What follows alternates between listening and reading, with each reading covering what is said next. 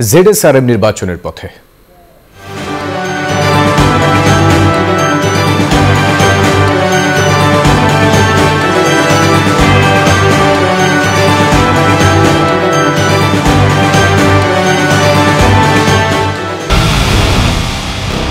পুরো দেশের মুখে হাসি ফোটাতে নিজেকে হতে হয় স্ট্রং, আর মনোবল হতে হয় স্পার্ক জিরো। জেডএসআরএম 25 বছরের পথ চলায় নিরাপদে রাখার প্রত্যয়ে।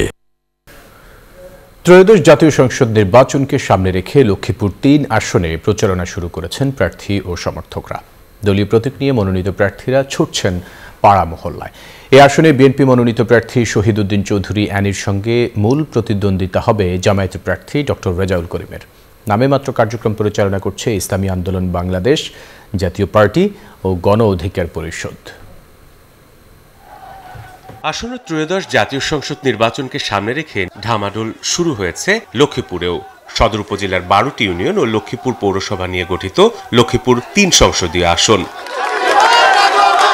এই আসনে মোট ভোটার 4,42,498 জন।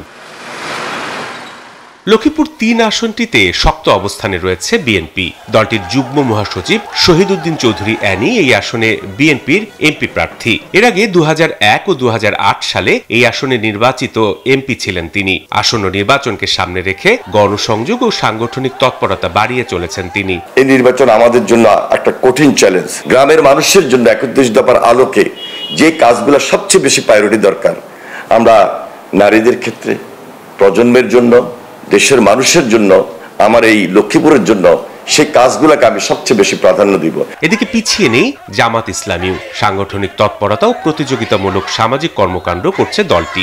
দীর্ঘদিনের যে হৃদ্যতা ছাত্র জীবন থেকে হয়তো সামগ্রিকতা বিবেচনা করে দল মনে করেছে যে এলাকার উন্নয়নে আমি ভূমিকা রাখতে পারবো, আমি সেই চেষ্টা আমি করে যাচ্ছি।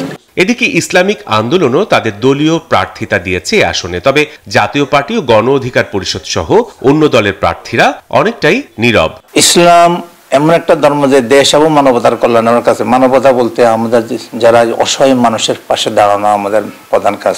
যারা দুর্বৃত্ত, যারা দেশের ক্ষতি করে, এদের বিপক্ষে আমরা সর্বসময় আমরা অবস্থান, সেই যেই হোক।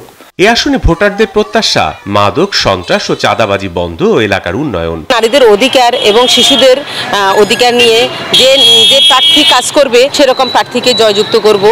এলাকার জন্য আমাদের উন্নয়ন হবে, আমরা চাই তাকে ভোট দিতে। নতুন ভোটার হয়েছি, ভোট কেন্দ্রে যাব এবং ভোটার সুষ্ঠু পরিবেশ চাই। আসন্ন ত্রয়োদশ নির্বাচন হবে অবাধ, সুষ্ঠু, নিরপেক্ষ, এমনটাই প্রত্যাশা সকলের।